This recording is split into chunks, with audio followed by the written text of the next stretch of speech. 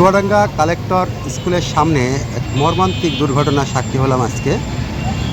সেখানে একজন বৃদ্ধ প্যারালাইসিস রোগীকে রাস্তার পাশে কিন্তু ফেলে রেখে দেওয়া হয়েছে। তো এখানে একজন মাঠা বিক্রি করা একজন ব্যক্তি, তো তিনি বলছেন যে এখানে দাঁড়িয়েছিলাম, তখনই একজন ভ্যান চালক এসে এই ব্যক্তিটাকে এই জায়গায় রেখে চলে যান। তাকে জিজ্ঞেস করলে বলে বাগানপাড়া থেকে একজন তাকে ভাড়া করে দিয়েছে, তিনি এখানে এসে।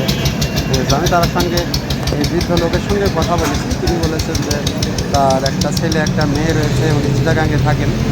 চিটাগাং থেকে চুয়াডাঙ্গাতে উনি সাউদিয়া গাড়িতে আসে, এখানে ভাইয়ের বাসায় যায়। তো ভাই তাকে গ্রহণ করেনি, তাকে আবার এখানে রেখে গেছে। তিনি বলছেন তার জমি জায়গা সব ছিল, এখন কিছুই নাই, নাকি তার ছেলেমেয়েরা নিয়ে নিয়েছে।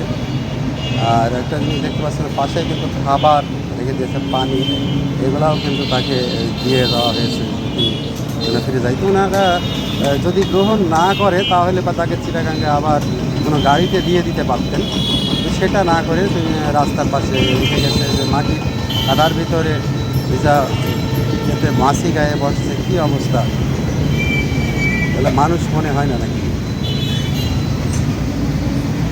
আসলে এইগুলা আমরা জানি যে বাংলাদেশে বৃদ্ধাশ্রমের যে ব্যবস্থা কিন্তু বাংলাদেশের তেমন একটা নেই। যেখানে যে কয়েকটা আছে হাতে গোনা, সেখানে অনেকে থাকে। এটা অসুস্থ থাকে ফেলে দেখা, যেটা কতটা যুক্তিগত বলে আপনারা মনে করেন?